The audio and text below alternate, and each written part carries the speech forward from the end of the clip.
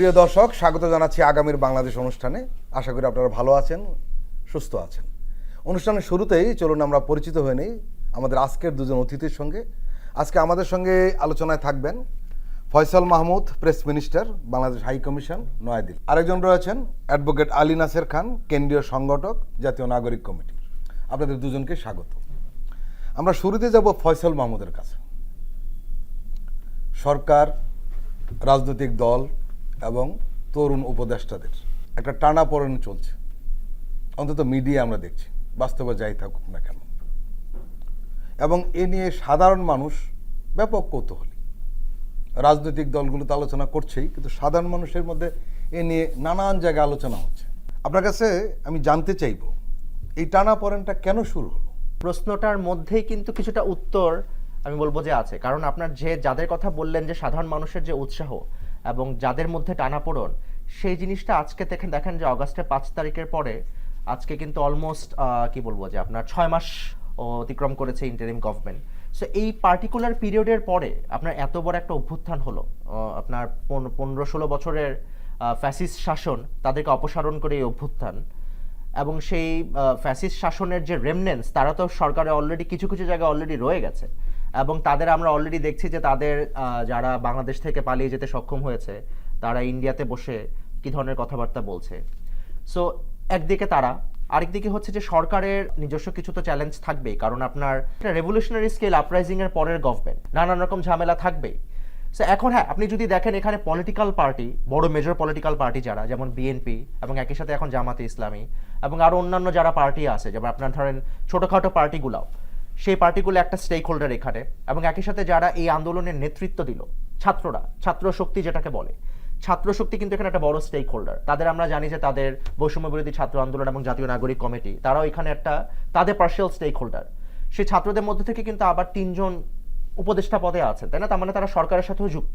তাদের কিন্তু এক ধরনের স্টেক হোল্ডার হওয়ার পরেও তাদের কিন্তু নিজেদের মধ্যে একটা দ্বান্দ্বিক টানাপোড়েন আছে।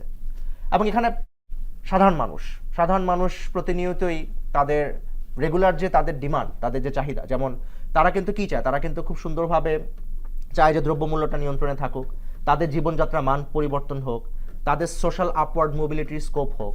এবং যেটা 15-16 বছরের আওয়ামী শাসনের সময় তাদের কিন্তু সেই চাওয়াটাও এক ধরনের কি বলবো যে এক ধরনের নিপীড়নের মধ্যে ছিল। তারা মন খুলে কোনো কিছু চেতে বা কোনো কিছু প্রকাশ করতে কিন্তু তারা ঝামেলার মধ্যে পড়তো। সো এখন 5ই আগস্ট পরবর্তী সময় তাদের এক্সপেকটেশন তো অনেক, সবাই অন্তর্বর্তী সরকারের কাছে কিছু না কিছু চায়। আমরা কিন্তু 5ই আগস্টের পর থেকে দেখে আসছি যে রাস্তায় রেগুলার বেসিসে কোনো না কোনো আন্দোলন, ডিমান্ড, এক এক গ্রুপ এক এক জিনিস ডিমান্ড করছে। অন্তর্বর্তীকালীন সরকার কিন্তু সবাইকে এই স্পেসটা দিচ্ছে, কারণ তারা তো ওই যে বললাম, তাদের কিন্তু একটা মূল জিনিস হচ্ছে যে 16 বছরে আওয়ামী লীগ যেটা করে এসেছিল, যে কাউকে তাদের নিজেদের মত প্রকাশ করতে দিত না, ফ্রিডম অফ এক্সপ্রেশনটা ছিল না, অ্যাটলিস্ট সেই জায়গায় তারা কোনো কার্টেল করতে চায়নি। তো এখন মুশকিলটা হচ্ছে কি যে দেখেন আপনি, আমার কাছে মনে হয় যে এখন আমরা এই পার্টিকুলার 6 মাস পরবর্তী সময় যে জিনিসটা দেখছি, যেমন বড় দলগুলা তারা নির্বাচন চাচ্ছে, তারা নির্বাচন চাবে, কারণ তারা তো এখন এই মুহূর্তে ক্ষমতার বাইরে, ক্ষমতায় যেতে সবাই চায়, একটা পলিটিক্স। এখানে একটু যোগ করি, এই দলটি ক্ষমতার বাইরে বা যারা দ্রুত নির্বাচন চাচ্ছে, এরা 15.5 বছর তো অপেক্ষা করেছে। হ্যাঁ, এবং আমি এটাও জানি, গণমাধ্যম কর্মী হিসাবে এরাই ধরেই নিয়েছিল এই সরকারকে আর সরানো যাবে না। এবং তারা আরেকটা জিনিস এই দেশে প্রচলিত হয়ে গিয়েছিল যে ভারত না চাইলে সরকার সরবে না, ভারত না চাইলে অন্য কেউ ক্ষমতা আসবে না। কিন্তু আসলে শেষ পর্যন্ত এই তরুণদের কাছে কোনো কিছুই টেকেনি। আপনি দ্রব্যমূল্যের কথা বলেন, ইদানিং খুব বেশি রাজনীতিতে আলোচনা হচ্ছে যে এই সরকার অর্থনীতির বিষয়গুলি গুরুত্ব কম দিচ্ছে।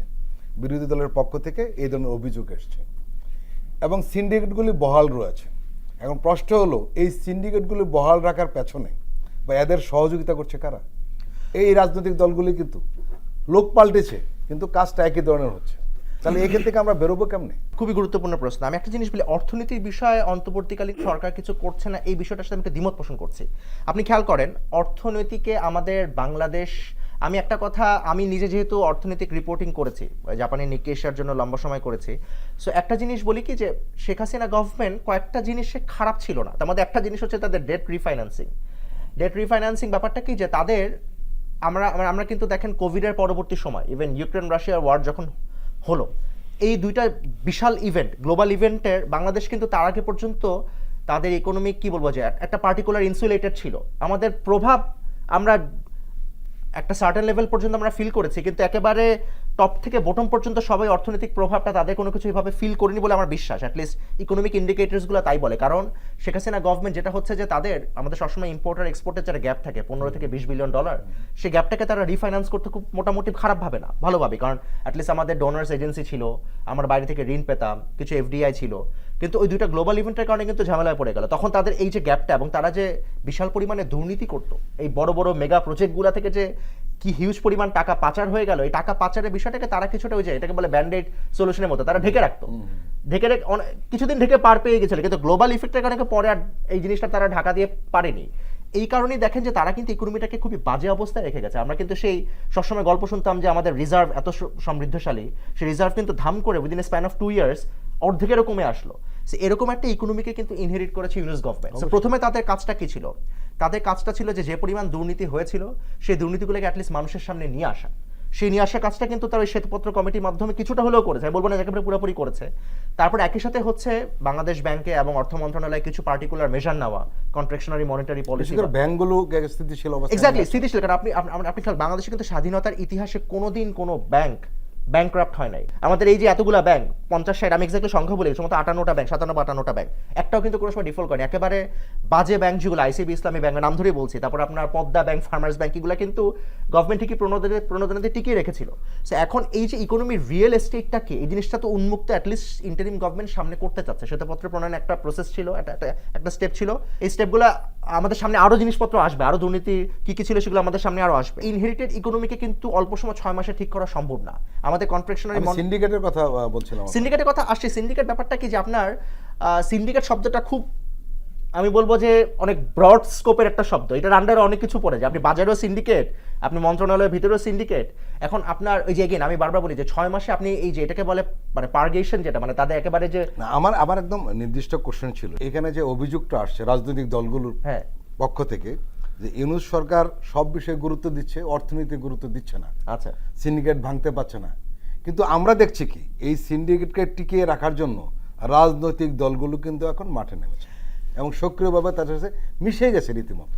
সিন্ডিকেট জিনিসটা কিন্তু খুবই ইনফর্মাল একটা স্ট্রাকচার। এটা কিন্তু গভর্নমেন্টের হাত কোনো কালে এইভাবে ছিল না। গভর্নমেন্ট খালি করতে পারে কি জিনিসটাকে নিয়ন্ত্রণ করতে পারে, এমনভাবে নিয়ন্ত্রণ করতে পারে যেন সিন্ডিকেট যেন জনমানুষের উপরে কোনো দুর্ভোগ না হয়ে আসে। সিন্ডিকেট যেন বাজারের দামটাকে এমনভাবে বৃদ্ধি না করে দেয় যেটা মানুষের অসহনীয় পর্যায়ে চলে যায়। এই সিন্ডিকেটগুলির টিকে থাকে দুটো কারণে, পলিটিক্যাল রিজন। একটা হলো পলিটিক্যাল দলগুলো এটাকে প্রশ্রয় দেয়, আরেকটা হলো সরকার যখন এর পক্ষে নামে। কিন্তু আমরা জানি এই সরকার সিন্ডিকেটের পক্ষে না, কিন্তু পলিটিক্যাল দলগুলো হচ্ছে যেটা, তারা এই সিন্ডিকেটের সাথে মিশে গিয়েছে। আমি এটাই যার কারণে সিন্ডিকেট ভাঙা যাচ্ছে। আমি এটাই বলতে চাচ্ছি যে পলিটিক্যাল দলগুলো আবার অভিযোগ করছে সিন্ডিকেট ভাঙা এই সরকার ভাঙতে পারছে না। বাট পলিটিক্যাল দলগুলো কিন্তু সিন্ডিকেট তাদের নিজেদের স্বার্থেই টিকে রাখে। কারণ আপনার দেখেন পলিটিক্যাল দলগুলোর যে কর্মী বা তাদের যে একটা বিশাল কর্মী বাহিনী আছে, তারা কিন্তু সেই সিন্ডিকেট থেকে বেনিফিটেড হয়। এবং এই যে বললাম না ইনফর্মাল স্ট্রাকচারের ইনফর্মাল বেনিফিট, এই জিনিসটাকে বাংলাদেশের রাজনীতিতে এমনভাবে মিশে আছে, এটাকে কমপ্লিটলি সমূলে উৎপাদন করা খুব কঠিন। এবং ইন্টারিম গভর্নমেন্ট আপনারা আমি নিজেও দায়িত্ব নিয়ে বলবো, আমি যদি ইন্টারিম গভর্নমেন্টের একটা ছোট পার্ট, কিন্তু ইন্টারিম গভর্নমেন্ট কিন্তু at the end of the day খুব দুর্বল গভর্নমেন্ট। যে কোনো কিছু হলেই শুনতে হয় যে আপনাদের তো পলিটিক্যাল ম্যান্ডেট নাই, আমাদের নির্বাচন দিয়ে চলে যান, এই কথা শুনতে হয়। আসলে কি দুর্বল?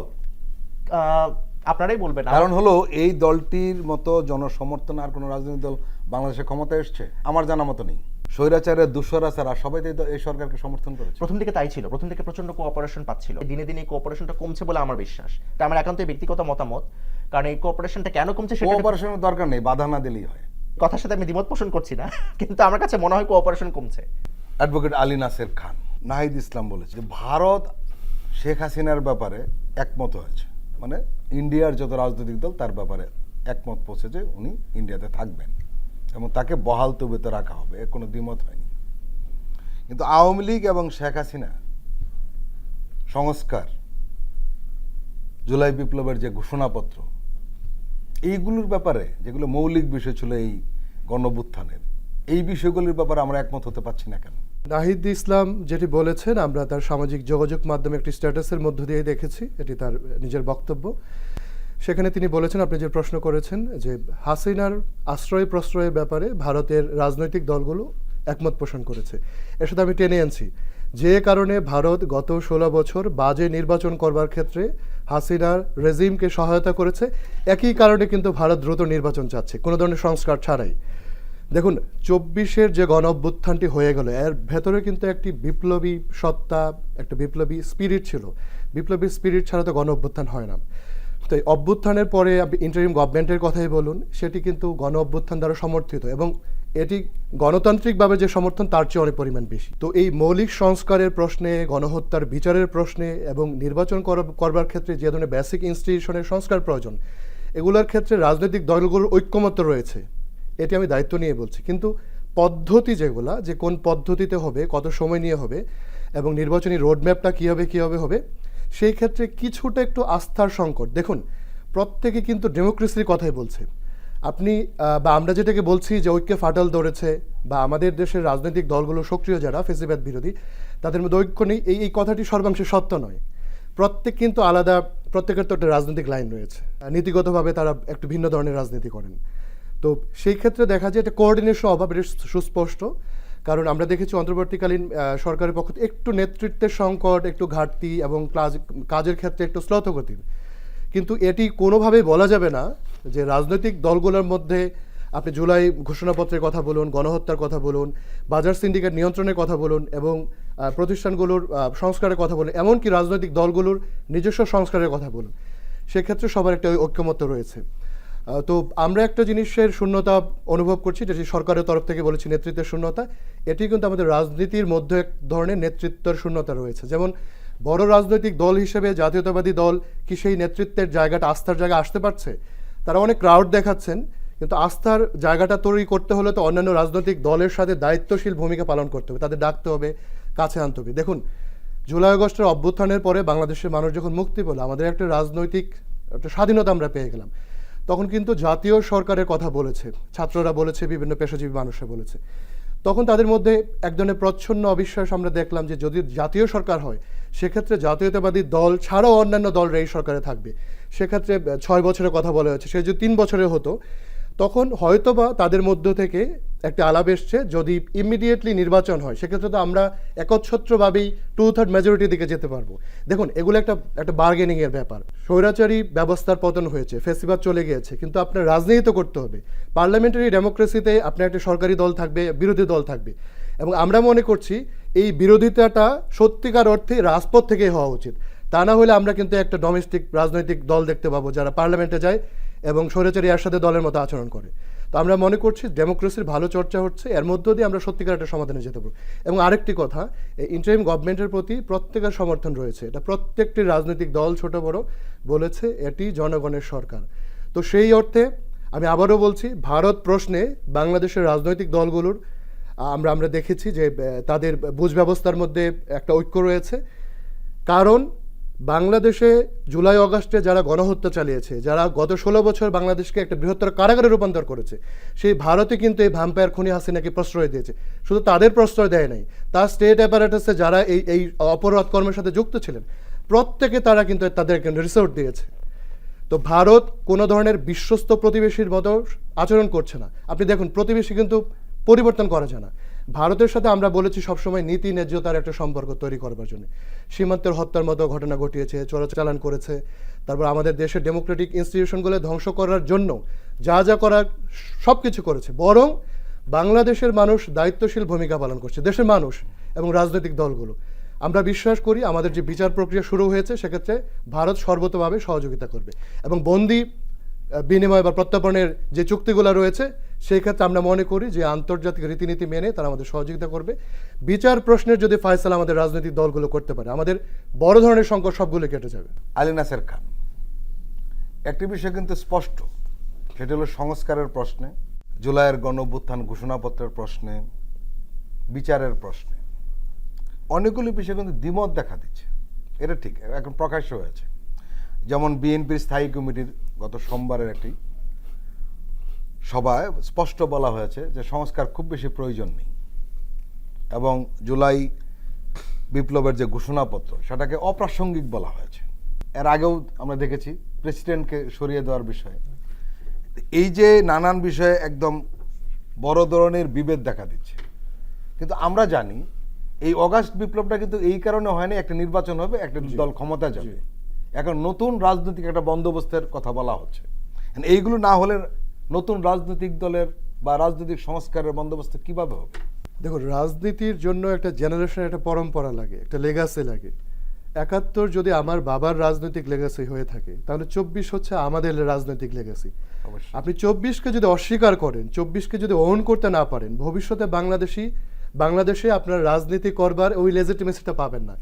এই জিনিসটা রাজনৈতিক দলকে বুঝতে হবে, কারণ একটি ওল্ড স্কুলের কিন্তু পতন হয়েছে, যেটি আওয়ামী লীগ নামীয় একটা ভ্যাম্পায়ার ছিল।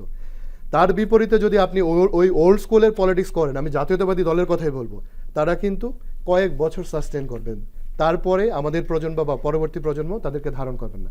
আপনি যেটি বলেছেন সংস্কারের কথা, সংস্কার তো কয়েক মেয়াদে হয়, খুবই স্বল্প মেয়াদী, যেটা ইমিডিয়েট প্রয়োজন, এবং এটা মধ্যমেয়াদী এবং দীর্ঘমেয়াদী। তো ইনস্টিটিউশনে এই সংস্কারগুলো আনতে হলে একটা বড় সময়ের ব্যাপার। তো অতদিন অপেক্ষা করে কি নির্বাচন হবে? সেটি নিশ্চয়ই না। সংস্কারের সাথে কিন্তু নির্বাচন কন্ট্রাডিক্ট করে না। যে ধরনের মৌলিক সংস্কার করা প্রয়োজন এই মুহূর্তে একটি জাতীয় নির্বাচনের জন্য, সেগুলো দিকে সরকার নজর দিচ্ছে, এবং এই ব্যাপারে রাজনৈতিক দলগুলোর আস্থা রাখা উচিত। আপনি দেখুন, ঘোষণাপত্রের ব্যাপারে তো বলবেন, আমাদের মহান মুক্তিযুদ্ধের যে ঘোষণাপত্রটি, সেটা তো 10 এপ্রিল হয়েছে। আমাদের স্বাধীনতা যুদ্ধ শুরু হয়ে গেছে মার্চে। রেট্রোস্পেক্টিভ ইফেক্ট বলে একটা কথা রয়েছে। আপনি যখন সংঘাতে থাকেন, সেক্ষেত্রে হয়তোবা সর্বতভাবে ইলাবোরেট একটা ঘোষণাপত্র আপনি নাও দিতে পারেন। আমি বলবো যে ৩ আগস্ট নাহিদ ইসলাম, আমি বিপ্লবের কমান্ডার ইন চিফ বলতে চাই তাকে, যে ঘোষণাটি দিয়েছেন ফেসিবাদী ব্যবস্থার বিলোপ এবং নতুন রাজনৈতিক বন্দোবস্ত, এটির ভাব সম্প্রসারণ হবে এই ঘোষণাপত্র কিন্তু ইতিমধ্যে হয়ে গিয়েছে। মানে প্রোক্লামেশনের যে ব্যাপারটি, আপনি দেখুন, সেদিন বাংলাদেশের মানুষ এই ছাত্র জনতাকে ম্যান্ডেট দিয়েছে, কিন্তু ছাত্র জনতা অন্যান্য অপরাপর রাজনৈতিক সংগঠন এবং দেশের মানুষের প্রতি শ্রদ্ধা জানিয়ে একটি জাতীয় সরকারের কথা বলেছে। কারণ গত 16 বছরে এই সংগ্রামটি ছিল প্রত্যেকটি শ্রেণী পেশার মানুষের এবং সকল রাজনৈতিক কর্মীদের, যারা এই রেজিমকে সহায়তা করেনি। কিন্তু এখন যদি এসে আমরা প্রোক্লামেশনের কথা বলি, এটি আসলে স্টেট অথরিটির পক্ষ থেকে দেয়া লাগে, কারণ এটা একটি লিগাল স্ট্যাটাসের লিগাল ফ্রেমওয়ার্কে আনতে হয়। এই ঘোষণাপত্রটির ভবিষ্যতে আমাদের যে নতুন সংবিধান হচ্ছে তার প্রিএম্বলে থাকবে, বা একটা শিডিউল আকারে রাখা হতে পারে। তো আমাদের কোনো প্ল্যাটফর্ম থেকে বা রাজনৈতিক দল থেকে আমরা কিন্তু এটাকে প্রোক্লামেশন না করে ডেক্লারেশন আকারে দিতে পারি। এটার অবশ্যই জরুরত রয়েছে। দেখুন, 24 একটি বিরাট বড় ঘটনা ঘটে গিয়েছে, যেখানে প্রায় 6 থেকে 10% মতো মানুষের যদি পার্টিসিপেশন থাকে রাজপথে, একটি বিপ্লব ঘটে যায় যদি রাজনৈতিক মত থাকে তাদের মধ্যে। এখানে আমরা দেখেছি মোর দ্যান 40% মতো মানুষ রাজপথে নেমে এসেছে এবং সর্বতভাবে এটাকে সাপোর্ট করেছে। এই যে বড় একটি ঘটনা 2024-এ ঘটে গেল, এটিকে যদি আমরা একটি ঘোষণাপত্র বা প্রোক্লামেশন বা একটা আইনি কাঠামোর মধ্যে না আনি, ভবিষ্যতে একটি আমরা যেটি বলি যে একটা গার্ডিং স্টার বা আমাদের পথপ্রদর্শক রূপে যা দেখাতে পারবে, এখানে একটা শূন্যতা দেখা দিতে পারে। এক্ষেত্রে আপনার বুঝতে হবে যে অভ্যুত্থানের নেতৃত্ব দিয়েছে কারা। অভ্যুত্থানের নেতৃত্ব দিয়েছে ছাত্র জনতা, সাধারণ মানুষ। আমরা বড় রাজনৈতিক দল, আমি দায়িত্ব নিয়ে বলছি, বিএনপি এবং তার শরিক দলগুলো গত 16 বছরে একটি গণ আন্দোলনকে সফল করতে পারেনি। তাদের আমরা দেখেছি, একটি বিএনপি হচ্ছে ভারতপন্থী বিএনপি এবং তারেকপন্থী বিএনপি। আই রিপিট, ভারতপন্থী এবং তারেকপন্থী। ভারতপন্থীরা দেখেছি বারবার আঘাত করেছে, প্রত্যেকটি গণ আন্দোলনে গণসম্পৃক্ত থাকার পরে ফেল করেছে। আবার আরেকটা অংশ দেখেছি আমরা, যেটাকে তারেকপন্থী বলছি, ট্রু জাতীয়তাবাদী, বাংলাদেশের পক্ষে স্বার্থে তারা বিশ্বাস করেন, তারা কিন্তু চেষ্টা করেছে যাতে করে এই ফ্যাসিবাদী হাসিনার ওই রেজিম থেকে মানুষকে বের করে নিয়ে আসা যায়। তো এই যে অচল অবস্থা, এবং ওই যে ওল্ড স্কুলের মানুষগুলো, এই ভারতপন্থী মানুষগুলো কিন্তু এখনো সক্রিয় রয়েছে। তারাই চাচ্ছে গভর্নমেন্টকে দুর্বল করতে, তারাই চাচ্ছে ঐক্যকে বিনষ্ট করতে, তারাই চাচ্ছে যে ছাত্র জনতার এই যে জেনারেশনাল একটা তো একটা বড় রূপান্তর হয়ে গিয়েছে, এই প্রজন্মের আকাঙ্ক্ষাকে তারাই চাচ্ছে অস্বীকার করতে। প্রেসিডেন্টকে সরাবার ব্যাপারে, সংস্কারের ব্যাপারে, ঘোষণাপত্রের ব্যাপারে ডিসিশন কিন্তু হয় নাই, আলাপ আলোচনা চলছে, একটা ওয়াইআউট আসবে। তো আমরা মনে করি আমরা যদি আমার রাস্তায় শক্তি দেখাতে পারি এবং আমরা গণমানুষকে সম্পৃক্ত করতে পারি, এগুলোর ব্যাপারে একটি জাতীয় ঐক্যমত্য হবে এবং এটি এক্সিকিউশনের দিকে আমরা অবশ্যই যেতে পারবো। প্রিয় দর্শক, আমরা একটি বিরতি নিচ্ছি, আমরা এক্ষুনি ফিরছি, আপনারা আমাদের সঙ্গেই থাকুন।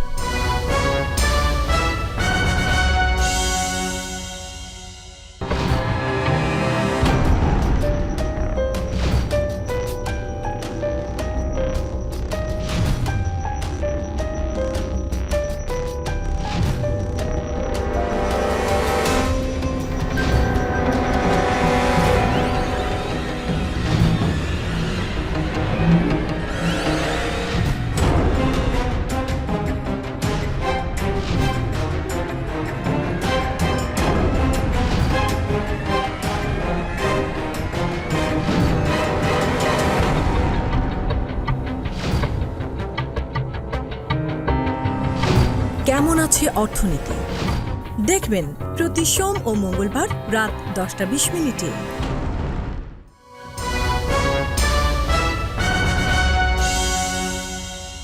প্রিয় দর্শক, আবারও স্বাগত আগামীর বাংলাদেশ অনুষ্ঠানে। আজকে আমাদের সঙ্গে আলোচনায় রয়েছেন ফয়সাল মাহমুদ এবং অ্যাডভোকেট আলী নাসের খান। ফয়সাল মাহমুদ, গত 15.5 বছরে বিএনপি বলুন বা জামাত বলুন, এই রাজনৈতিক দলগুলো হেন নির্যাতন নিপীড়ন নাই যার শিকার হয়নি। এবং কার মাধ্যমে হয়েছে? আওয়ামী লীগের মাধ্যমে হয়েছে। আওয়ামী লীগকে ভারতের একটি এজেন্ট। কিন্তু এখন আমরা দেখছি উল্টো একটি দিক। আমরা দেখছি এই বিএনপি জামাত এরা আওয়ামী লীগের অলিগারদের সহযোগিতা নেমেছে, তাদেরকে কীভাবে টিকিয়ে রাখা যাবে। আমরা দেখেছি যে কাউকে অ্যারেস্ট করা হলে জামাত গিয়ে তাকে উদ্ধার করা হয়, পরে দেখা যায় সে একটি ওয়ার্ডের আওয়ামী লীগের সভাপতি। ছাত্রদলকে অ্যারেস্ট করলে যারা সহযোগিতা করতে যায় এবং পরবর্তী সময় আমরা দেখি এরা সন্ত্রাসী ইমনের সহযোগী। এই যে অবস্থাটা, তাহলে তাদের এই কর্মীরা যে নির্যাতন নিপীড়ন শিকার হলো, গুম খুনের শিকার হলো, এমনকি কেন্দ্রীয় নেতারা ফাঁসিতে ঝুলে পড়ল, এরা কি সবগুলো ভুলে যাবে? রাজনৈতিক দলগুলার নিজেদের মধ্যে কি বন্দোবস্ত এবং কি নতুন করে কি বন্দোবস্ত হচ্ছে সেটা কিন্তু বোঝা মুশকিল সাধারণ মানুষের জন্য, ইভেন সরকারের জন্য কিছুটা, এবং আমি বলবো যে ইভেন জার্নালিস্টদের জন্য কি হচ্ছে ভিতরে ইন্টারনালি। কারণ কি, আপনি বাংলাদেশ গভর্নমেন্টের কথা চিন্তা করেন যে বাংলাদেশ গভর্নমেন্ট কিন্তু তাদের সর্বনিম্ন যে স্ট্রাকচার উপজেলা পর্যন্ত পৌঁছায়, তাই না? যে ইউএনও হচ্ছে আমাদের গভর্নমেন্টের লাস্ট কি বলবো যে আমাদের এক্সিকিউটিভ অফিসার যেটা, তারপরে কিন্তু ইউনিয়ন গ্রাম আছে, এতগুলা ইউনিয়ন এতগুলা গ্রাম। এই পুরা ইউনিয়ন এবং গ্রাম কিছুটা কিন্তু তাদের নিজেদের ইনফর্মাল স্ট্রাকচারে চলে, এক ধরনের ক্লায়েন্ট প্যাট্রন স্ট্রাকচারে। যেমন ধরেন আপনি একটা ইউনিয়নে গেলেন, সেই ইউনিয়নে গিয়ে দেখবেন যে আপনি বিএনপির নেতার সাথে আওয়ামী লীগ নেতার এক ধরনের বৈবাহিক সূত্রে তারা কোনো না কোনোভাবে রিলেটেড। আর আমাদের বাংলাদেশের যে ইলেকশনের যে সিস্টেম ছিল, প্রতি 5 বছর পর পর একটা ধরে নেওয়া হতো যে অ্যান্টি ইনকামবেন্সির কারণে প্রধান বিরোধী দল আবার ক্ষমতায় আসবে। সেই সাইকেলটা আমাদের 2009 পরে ব্রেক হয়েছে, তাই না? এবং 16 বছর তো অনেক লম্বা। আমি এখানে একটু যোগ করি, গত 15.5 বছরে জি আমরা আওয়ামী লীগের মধ্যে কোনো বিএনপি প্রীতি অথবা জামাত প্রীতি দেখিনি। আচ্ছা, কিন্তু এই 5 আগস্টের পরে এখন আমরা লক্ষ্য করছি বিএনপি এবং জামাতের মধ্যে আওয়ামী লীগের প্রীতির কোনো অভাব নেই। আমার তো ধারণা যে দুইটা কারণ এখানে। একটা হচ্ছে আওয়ামী লীগ তো 16 বছরে অনেক, তাদের একেবারে ইউনিয়ন গ্রাম পর্যায়ে নেতারাও তো অনেক টাকা রোজগার করেছে, অনেক হিউজ পরিমাণ। কেউ দেশের বাইরে পাচার করেছে, কেউ দেশের ভিতরেই রেখেছে। সেই টাকা দিয়ে কিন্তু বাংলাদেশে অনেক কিছু সম্ভব। আপনার at the end of the day ভোটের রাজনীতি বলেন, একেবারে গ্রাম পর্যায়ে পলিটিক্স বলেন, আমার ধারণা এটা তো আমাদের পত্রপত্রিকায় আসছে খুবই। ইভেন কয়েকটা ফানি স্টোরিও আছে যে আপনার উমুক জামাতের এক মানে আমাদের আপনি দেখলেন বোধহয় যে আমাদের ছাত্রলীগের এক নেতা সে তার পুকুর দিয়ে গেছে এক জামাত নেতার কাছে, সেটা আবার বিএনপির লোকরা এসে দখল করেছে, পরে আবার জামাত নেতা টাকা ফেরত ছিল, পরে বিএনপি টাকা ফেরত দিল। এটা কিন্তু এক ধরনের ফানি স্টোরি। সো এটাই কিন্তু ঘটছে আপনার কিন্তু একেবারে প্রান্তিক পর্যায়ে এই জিনিসগুলোই ঘটছে। হ্যাঁ, এখন আপনার দুইটা জিনিস, আওয়ামী লীগ 5ই আগস্টে কিন্তু আওয়ামী লীগের কি পতন হয়েছে সেটা আমাদের বুঝতে হবে। আওয়ামী লীগ দীর্ঘ সময় ক্ষমতায় ছিল এবং প্রচণ্ড দাপটের সাথে ছিল, অপোজিশনকে একেবারে দমিয়ে রেখেছিল। তার কারণ হচ্ছে আওয়ামী লীগ কয়েকটা ন্যারেটিভ তৈরি করতে পেরেছিল, স্পেশালি 2013-এর পর থেকে কয়েকটা জিনিস ন্যারেটিভ তারা তৈরি করেছিল। তারা মুক্তিযুদ্ধের চেতনা এটাকে প্রচণ্ডভাবে তারা সেল করে তারা ক্ষমতায় ছিল। সো 5ই আগস্টে কিন্তু আওয়ামী লীগের পতনের থেকেও বেশি পতন হয়েছে তাদের ন্যারেটিভের। কিন্তু as a political party Awami League কিন্তু রয়ে গেছে এই সেন্সে যে তাদের যে বিশাল ভোট ব্যাংক ছিল সেটা ধরে নিলাম হাফ হয়ে গেছে। কারণ তাদের যারা আরবান মিডল ক্লাস ছিল তারা আওয়ামী লীগের এই ফ্যাসিজমকে নিতে পারে না। এই কারণে কিন্তু 2 আগস্ট এবং 3 আগস্টে আমরা শহীদ মিনারে দেখেছি কি পরিমাণ মানুষ নেমে এসেছে, সব জায়গায়, শুধু ঢাকাতে না, বিভিন্ন জায়গায়। যে ভোট ব্যাংকটা তারা ছিল, যারা আওয়ামী লীগের কি বলবো যে সুইং বলবো না, তারা এক ধরনের আওয়ামী লীগকে সাপোর্ট করতো। তারা মনে করতো আওয়ামী লীগ না থাকলে দেশে হয়তো এক ধরনের রাইট উইং মেন্টালিটি বা রাইট উইং শক্তির অভ্যুত্থান ঘটবে। প্রতিটা দেশে বড় দুইটা পার্টি থাকে, বাংলাদেশে একসময় বড় পার্টি ছিল আওয়ামী লীগ। সো তাদের কোর সাপোর্টাররা কিন্তু রয়ে গেছে। সো এখন বিএনপি জামাত তারা চিন্তা করছে, কারণ আওয়ামী লীগকে নেক্সট নির্বাচনে অংশগ্রহণ করতে দেওয়া হবে না, এটা বাংলাদেশের মানুষ মেনে নেবে না। আমি নিজে অ্যাটলিস্ট ব্যক্তিগতভাবে খুব নিরপেক্ষ জায়গা থেকে চিন্তা করতে পারি না যে আওয়ামী লীগের কোনো বড় নেতা নেক্সট নির্বাচনের আগে বাইরে ক্যাম্পেইন করছে, তারা বলছে আমাদেরকে ভোট দেন। এটা সম্ভব না, কারণ তাদের প্রত্যেকেই ফৌজদারি অপরাধে তাদেরকে অভিযুক্ত করা যাবে এবং করা হচ্ছে। সো তা আমার ধারণা আওয়ামী লীগকে নেক্সট নির্বাচনে অংশগ্রহণ করতে দেওয়া হবে না। অ্যাটলিস্ট আমার ধারণা গণমানুষের গণ আকাঙ্ক্ষা হচ্ছে অ্যাটলিস্ট নেক্সট 3টা নির্বাচনে তাদেরকে, যদি না তাদের নিষিদ্ধ করা হয়, অ্যাটলিস্ট নেক্সট 3টা নির্বাচনে তাদেরকে অংশগ্রহণ করতে দেওয়া উচিত না। এখন আওয়ামী লীগের যে এই ভোট ব্যাংক, ধরে নিলাম যে এখনো বাংলাদেশে 15-20% লোক আওয়ামী লীগ নৌকায় তালিকায় নৌকা দেখলে নৌকাতে ভোট দিত, তো সেই ভোট ব্যাংকটা তো অনেকেই নিতে চাচ্ছে। এটা বিএনপিও নিতে চাচ্ছে, জামাতও নিতে চাচ্ছে, প্রবাবলি একমাত্র নিতে চাচ্ছে না হচ্ছে ছাত্র শক্তিরা। আমি এইখানে একটা প্রশ্ন আপনাকে করি। বাংলাদেশের এখন যে প্রেক্ষাপট তৈরি হয়েছে, এবং আপনি লাস্ট কথাটা বলছিলেন যে ছাত্ররা নিতে চাচ্ছে না, এবং এই তরুণ সমাজের রাজনৈতিক ভাবনাটা একদম পাল্টে গেছে। আপনি কি মনে করেন এই দেশে এখন pro Awami League, pro Indian politics তরুণ সমাজরা মানবে? না। যদি না মানে, তাহলে রাজনৈতিক দলগুলো কেন এই দিকে যাচ্ছে? ছাত্ররা যখন এই জুলাইতে যখন এই জিনিসটা আন্দোলনটা শুরু করেছিল, বৈষম্য বিরোধী আন্দোলন, তারপর থেকে যে জিনিসটা পরিণত হলো একটা এক দফা এক দাবি আন্দোলনে, এটা কিন্তু একটা অসম্ভব শক্তিশালী স্বৈরাচার, যাকে আমরা মনে করতাম যে 2040 পর্যন্ত তাকে অ্যাটলিস্ট দেখতে হবে বেঁচে থাকলে। আমরা কিন্তু আমার প্রত্যেক মানুষ এটা বিশ্বাস করতো। তার পতন ঘটলো। তো এরকম একটা খুবই শক্তিশালী একটা অভ্যুত্থান ঘটালো ছাত্ররা, কিন্তু খেয়াল করেন তারা কিন্তু রাজনীতি ছাড়া এত বড় একটা অভ্যুত্থান ঘটেছে। আপনি যদি আগের 69-এর গণ অভ্যুত্থান বা 90-এর গণ অভ্যুত্থান দেখেন, এটা কিন্তু রাজনৈতিক দলগুলোর নেতৃত্বেই হয়েছিল। কিন্তু এটা তার থেকেও বড় অভ্যুত্থান আমি বলবো, যদি স্কেলের কথা চিন্তা করেন। 69-এরটা অবশ্য বড় ইসেন্সিটি, তারপরে মুক্তিযুদ্ধ হয়েছিল, কিন্তু মানুষের মৃত্যু, মানুষের নেমে আসা 24-এর থেকে বড় স্কেলের কিন্তু হয়নি। এত বড় একটা গণ অভ্যুত্থানে যারা নেতৃত্ব দিল ছাত্ররা, তারা কিন্তু এই বিশাল ঘটনা ঘটানোর পরে তাদের মাথায় একটা রিয়েলাইজেশন আসলো যে আরে আমাদের তো একটা ভ্যাকুয়াম, আমাদের বড় একটা পার্টি, তারা ফ্যাসিস্ট পার্টি হয়ে গেছিল, তাদের সরিয়ে দিলাম। তাহলে এই যে ভ্যাকুয়ামটা, আমরা নিজেরাই তো একটা বড় শক্তি, একটা পলিটিক্যাল শক্তি। আমরা যদি এখন ঐক্যমতে পৌঁছাতে পারি, একটা রাজনীতি প্রপোজ করতে পারি, সেটা আমাদের জন্য একটা বড় শক্তি, এবং তাই করছে জাতীয় নাগরিক কমিটি, বৈষম্য বিরোধী আন্দোলন, এবং সামনে যে পলিটিক্যাল পার্টি আসবে সেটা তারই একটা প্রসেসের অংশ। কিন্তু এই রাজনীতিটা যে প্রপোজ করা, সেটা ছাত্ররা কিছু আমার ধারণা আদর্শের ভিত্তিতে করছে। যেমন স্বৈরাচারের সাথে, আগের ফ্যাসিস্টদের সাথে আমরা হাত মিলাবো না কোনোভাবেই, তাদেরকে আমরা কোনোভাবেই কোনো স্পেস দিব না। এটা তারা, কারণ তাদের একটা নতুন ধরনের চেতনা, নতুন ধরনের একটা চিন্তা। কিন্তু যারা পরীক্ষিত রাজনৈতিক শক্তি, বিএনপি, জামাত, আরো পরীক্ষিত রাজনৈতিক শক্তি যারা বলেন, তারা তো রাজনীতির মাঠে পুরনো প্লেয়ার। তারা কিন্তু, তাদের মাথায় হচ্ছে যে আমি আমার এই স্ট্রং স্ট্যান্সের থেকে আমি বরং তাদের সাথে আপোষ করে তাদের ভোট ব্যাংকটাকে আমার এখানে নিয়ে আসি, বা তাদের সাথে আপোষ করে কোনো কিছু ক্ষমতায় আসা যায়, এরকম চিন্তা হয়তো করছে। ফাইনালি ভোটের রাজনীতি, দেশ কোন দিকে গেলে কিছু আসবে না। তাদের আচার আচরণ দেখে মনে হচ্ছে তারা ওই ঘুরে ফিরে ভোটের রাজনীতিতে ফিট। আমি ভোটের রাজনীতিকে কোনোভাবেই, প্রথম কথা একটা জিনিস বলি যে আমাদের এখানে একটা জিনিস দেখেন, আওয়ামী লীগ কিন্তু দীর্ঘ সময় একটা কাজ করেছে, ইলেকশন ভার্সেস ডেভেলপমেন্ট, এরকম একটা ন্যারেটিভ যে বাংলাদেশের রাজনীতি, উন্নয়নের রাজনীতি, বাংলাদেশে এত ডেভেলপমেন্ট হচ্ছে, ইলেকশনের দরকার কি? তো এখন একটা মানুষ কিন্তু, মানুষের একটা চিন্তার মধ্যে চলে আসছে যে আমাদের সংস্কার ভার্সেস ইলেকশন, যে এখানে সংস্কারের প্রয়োজন কি, ইলেকশন হইলেই হয়, ইলেকশন অটোমেটিক্যালি সংস্কারের সৃষ্টি করবে, আর সংস্কারপন্থীরা বলছে যে সংস্কার ছাড়া ইলেকশন না। নো, এই দুইটা জিনিস কিন্তু এরকম মিউচুয়ালি এক্সক্লুসিভ না।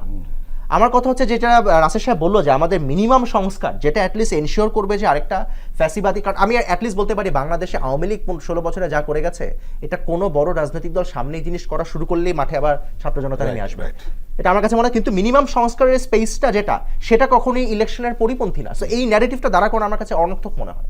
আলী নাসের খান, উপদেষ্টা মাহফুজ আলম কিন্তু শনিবার দুটো জায়গায় বক্তব্য রেখেছেন, একটা চাঁদপুরে আর একটা ফেনীতে।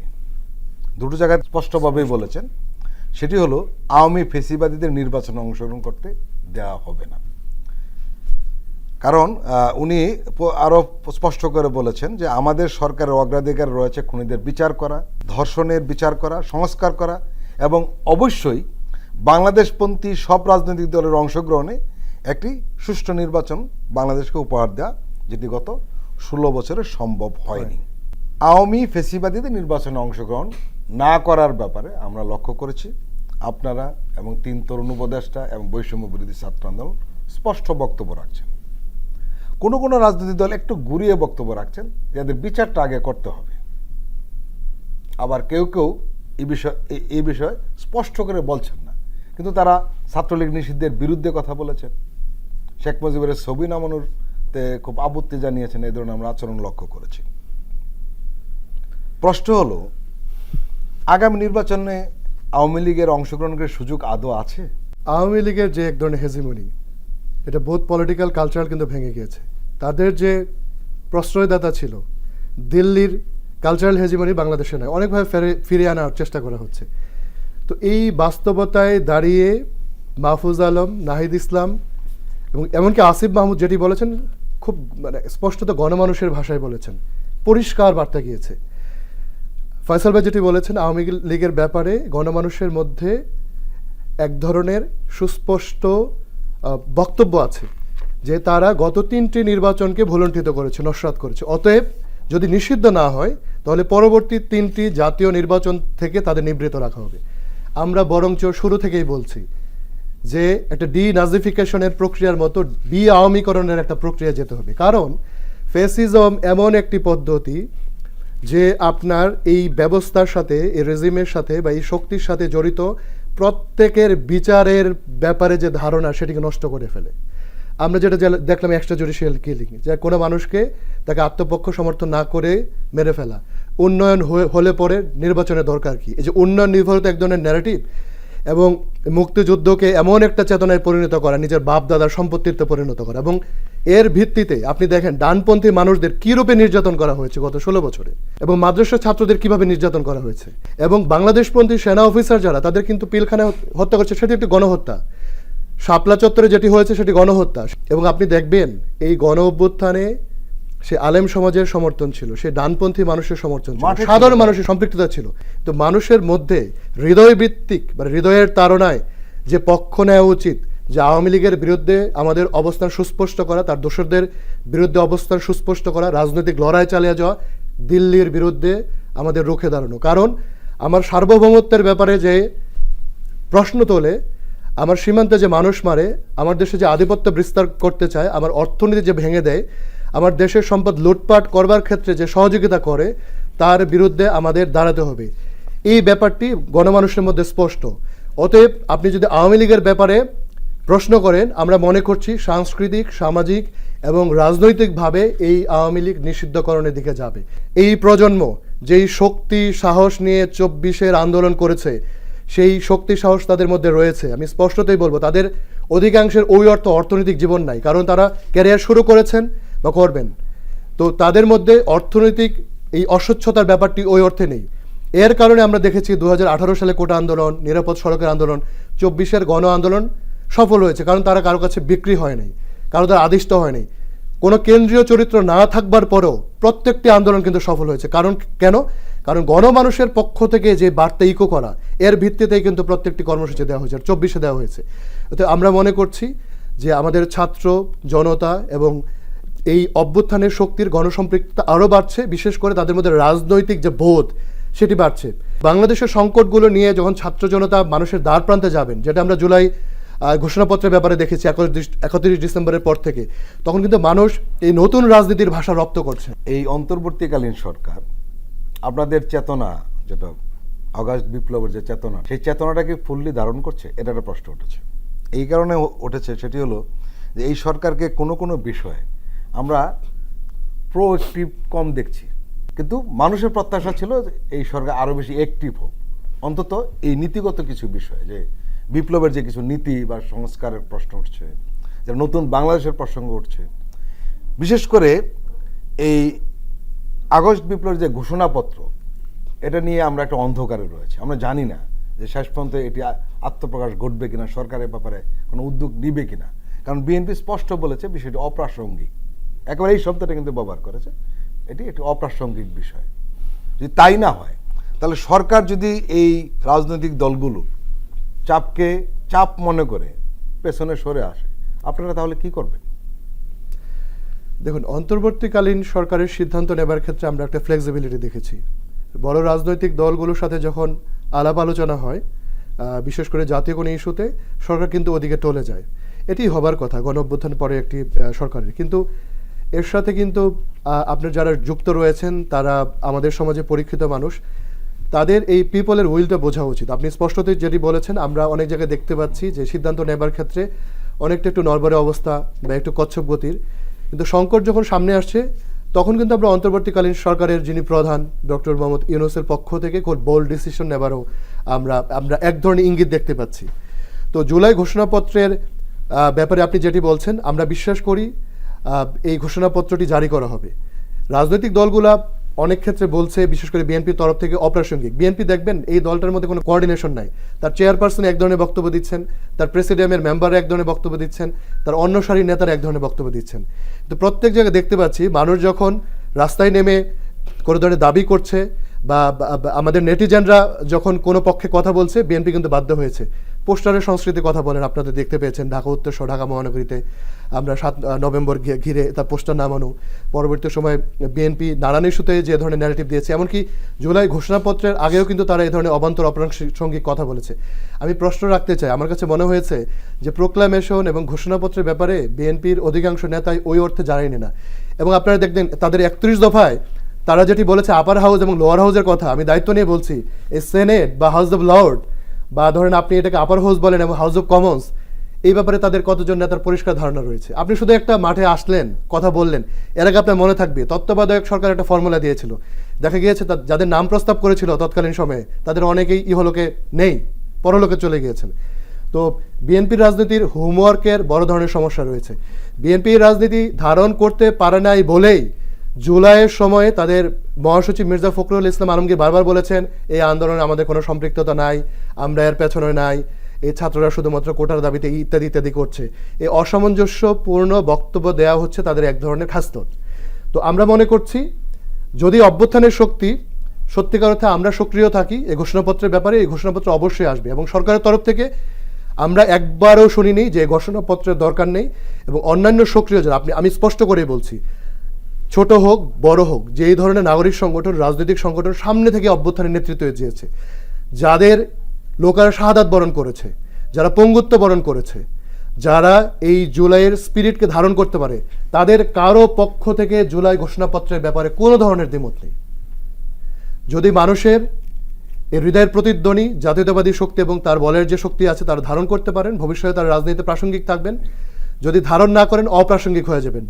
আমরা বিশ্বাস করি এই ঘোষণাপত্র আসবে, এই ঘোষণাপত্রের ভিত্তিতেই ভবিষ্যৎ বাংলাদেশ পরিচালিত হবে এবং ভবিষ্যতের রাজনৈতিক যে রূপরেখা এবং নতুন যে রাজনৈতিক বন্দোবস্ত এটি মানুষ মেনে নিয়েছে এবং সেখানে গাইডিং স্টার হিসেবে এই ঘোষণাপত্র কাজ করবে। প্রিয় দর্শক, আমরা আবার একটু বিরতি নিচ্ছি, আপনারা আমাদের সঙ্গেই থাকুন।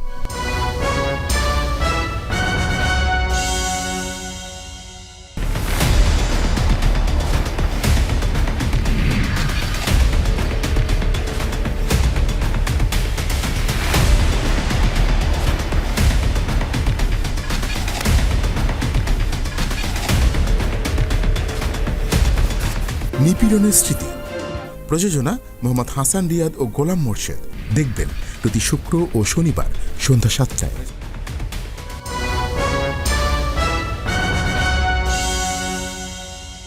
প্রিয় দর্শক, আবারও স্বাগত আগামীর বাংলাদেশ অনুষ্ঠানে। আজকে আমাদের সঙ্গে আলোচনায় রয়েছেন অ্যাডভোকেট আলী নাসের খান এবং ফয়সাল মাহমুদ। ফয়সাল মাহমুদ, জাতীয় নাগরিক কমিটির মুখ্য সংগঠক সার্জিস একটা কথা বলেছেন যে দেশ থেকে চুরি করা টাকা নিয়ে প্রপাগান্ডা চালাচ্ছেন হাসিনা। আমরা লক্ষ্য করছি যে কী ধরনের প্রপাগান্ডা হচ্ছে। এবং ইন্ডিয়ান এক্সপ্রেস গত দুটো রিপোর্ট করেছে যেগুলো খুব দৃষ্টি আকর্ষণ করেছে। এটা উদ্দেশ্যমূলক রিপোর্ট, পরিষ্কার কথা, আমরা যেটাকে বলি সিন্ডিকেট টাইপের রিপোর্ট আর কি।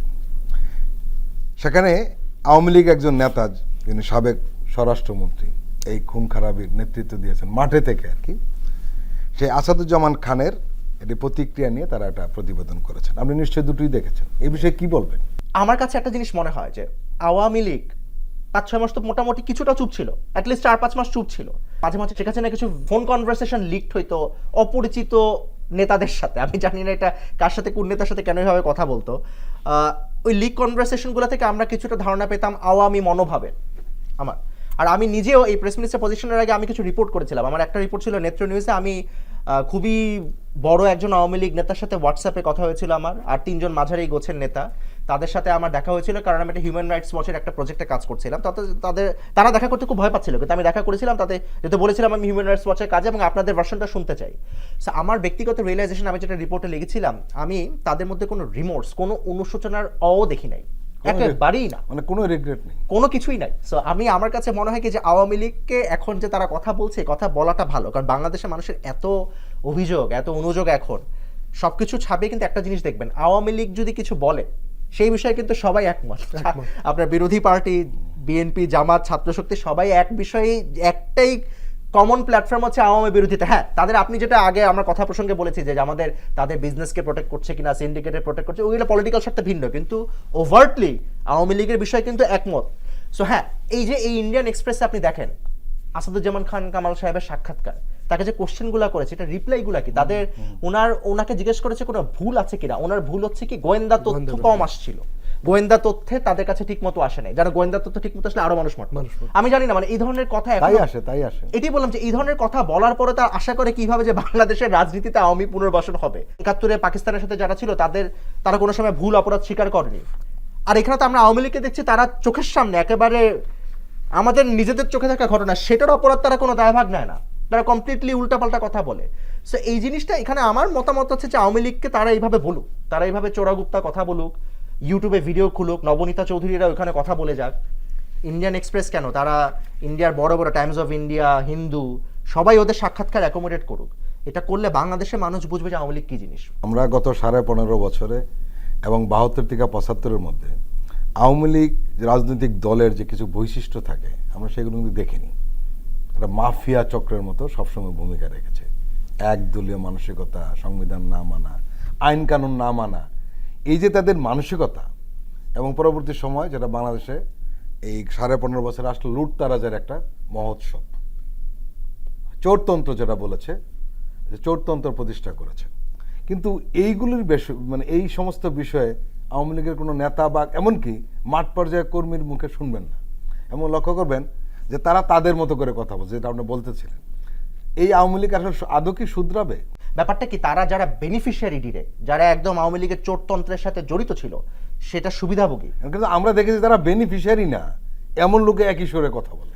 হ্যাঁ, এটা এটাও অদ্ভুত সত্যি। ব্যাপার। আমি আমার পরিচিত যারা একেবারেই ধরেন নর্মাল পেশাজীবী লোকজন, তারা তাদের কোনো পলিটিক্যাল অ্যাফিলিয়েশন ওরকম নাই, জীবনে কোনো ছাত্র রাজনীতিও করেনি, কিছু করেনি, তারাও আওয়ামী লীগের এই ন্যারেটিভে এমনভাবে বিশ্বাস করে। আমাকে যেমন একদিন খুব দায়িত্বশীল একজন ডাক্তার, বড় পদে আছেন এই মুহূর্তে, উনি বলে আয়নাঘর বানানো জিনিস, আয়নাঘর বিশ্বাস করে না। আমি জানি না তাদের মন থেকে এই জিনিসগুলোকে কি করব, তাদের সাথে রিকনসিলিয়েশন কিভাবে হবে সেটা আমার জানা নাই। তাদেরকে ওই যেটা নাসির সাহেব বললো যে ডিআওয়ামিফিকেশন, এটা তো একটা সময়ের দাবি আসলে। কারণ একদিনে মানুষের তো হবে ব্রেনের না। ভিতরে যদি আপনি জিনিসটা ইনগ্রেইনড হয়ে থাকে, এই অপরাধবোধ যদি না জন্মায়, তুমি কি মানে তুমি কি কাকে সাপোর্ট করেছিলে, মানে এই জিনিসটা যদি না জন্মায়, আমি জানি না এই প্রসেসটা আমার মনে হয় এটা জেনুইনলি খুব কঠিনভাবে শুরু করা উচিত। আমরা যে ট্রুথ অ্যান্ড রিকনসিলিয়েশন কমিশনের কথা বারবার বলি, Truth south African Accountability. Model বা যাই বলি, আমাদের কয়েকদিন আগে কিন্তু এই যে ইয়াসমিন সুকা, উনি এসেছিল বাংলাদেশে, উনি south African truth and reconciliation কমিশনের মেম্বার ছিল, উনি কিন্তু অনেকের সাথে মিটিং করেছে।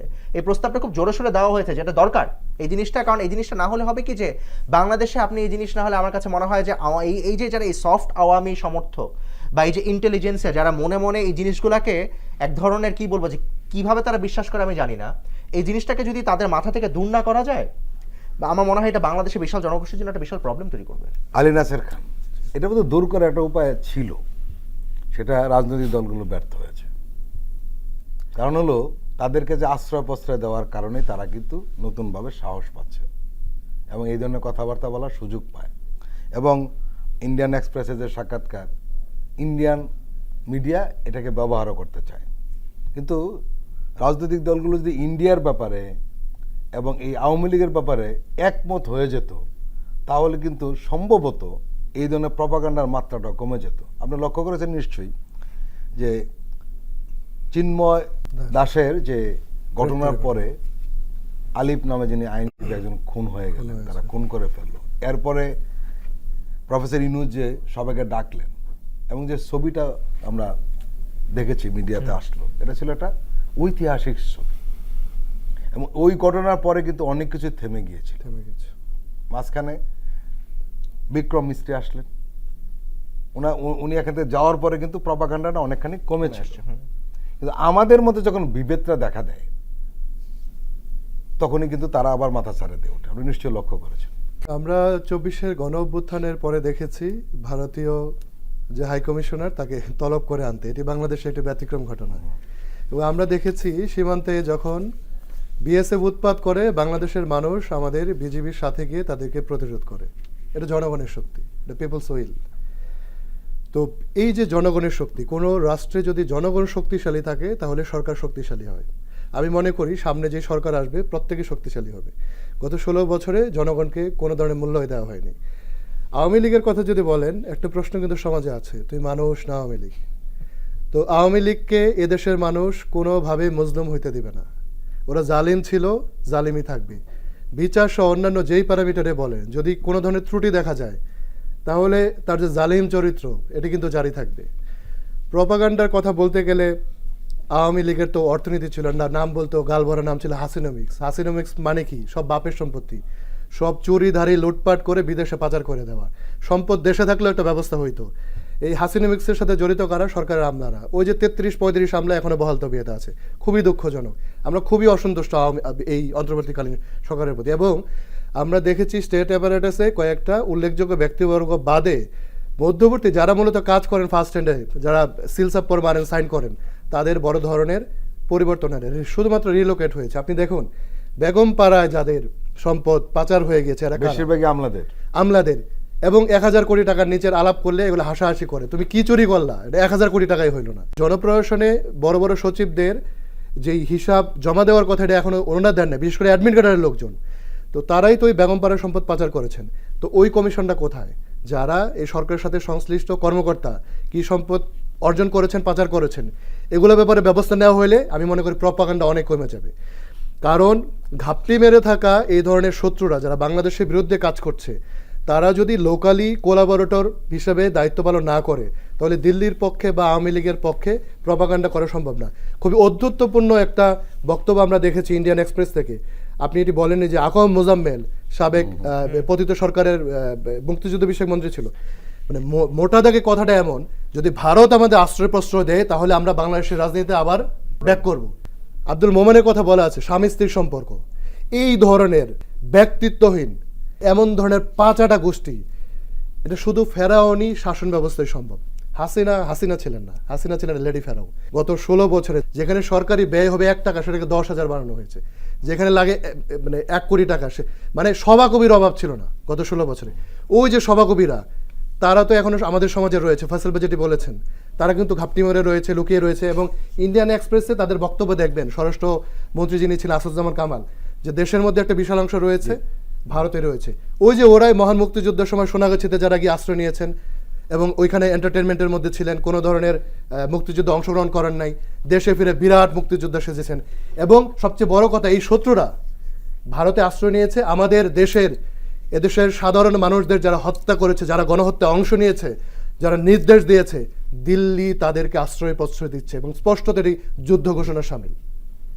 আমরা মনে করছি বাংলাদেশের মানুষ যে প্রতিরোধ এটি চলমান, অভ্যুত্থান শেষ হয়েছে, বিপ্লবী স্পিরিটের মৃত্যু হয়নি, বিপ্লবের কাজ চলমান। ভবিষ্যৎ বাংলাদেশে এই আশা আকাঙ্ক্ষার অবশ্যই প্রতিফলন ঘটবে। আমি নাসির সাহেবের কথার সাথে একটা জিনিস যোগ করি। আপনি খেয়াল করেন যে আমাদের সারা জীবন ইন্ডিয়া, আমাদের বর্ডারে, পৃথিবীর সবচেয়ে বিপজ্জনক বর্ডার একটা, এত বর্ডারে কিলে খুব কম 2 দেশের মধ্যে হয় আর কি। সেখানে কেন তারা মেরেছিল? তারা সবসময় বলতে যে আমাদের এই দেশ থেকে ওই সাইডে অনুপ্রবেশ আছে বলেই তারা এই জিনিসটা মারে। তো একটা জিনিস খেয়াল করেন, তারা এই ব্যাপারে তাদের হিপোক্রেসিটা খেয়াল করেন। বাংলাদেশ থেকে আওয়ামী লীগের 5ই আগস্টের পরে বড় বড় নেতা সহ, আমি শেখ হাসিনার কথা বাদ দিলাম, মাসুদুজ্জামান কামাল, সব মাঝারি গোছের পাতি গোছের সব নেতারা এখন কোথায়? তারা তো সব ইন্ডিয়াতে, তাই না? তো এই ইন্ডিয়াতে তারা গেল কিভাবে? কোনো কাস্ট, কোনো আপনার কি বলবো যে আমার ইমিগ্রেশনে তো কোনো রেকর্ড নাই। তো এই ক্ষেত্রে তাদের অনুপ্রবেশটা তার মানে তাদের এই ক্ষেত্রে তাদের আশ্রয় দিতে কোনো সমস্যা নাই। কিন্তু যখন বাংলাদেশ, তারা মনে করছে আমাদের নিজেদের এক্স্যাক্টলি, তারা নিজেদের লোককে আসলে এক্স্যাক্টলি আপনার কথার সাথে জায়গায় আমি একমত, তারা নিজেদের লোকদেরই তারা আশ্রয় দিয়েছে। সুতরাং এই ক্ষেত্রে তাদের আসলে ইমিগ্রেশন লাগে না। আদারওয়াইজ আমি তো কোনো কারণ দেখি না, তাই না? কারণ তাদের তো সবসময় বলে আসে যে আমাদের অনুপ্রবেশ ঠেকানোর জন্য এত মানুষ মারা। এটাই দেখেন, তারা নিজেদের দেশে তারা চলে গিয়েছে। অ্যাডভোকেট আলী নাসের খান এবং ফয়সাল মাহমুদ, আপনারা দুজন আমাদের দীর্ঘ সময় দিয়েছেন, আপনাদের আন্তরিক ধন্যবাদ। প্রিয় দর্শক, আজকের অনুষ্ঠান আমরা এখানেই শেষ করছি। আপনারা ভালো থাকবেন, সুস্থ থাকবেন। আল্লাহ হাফেজ।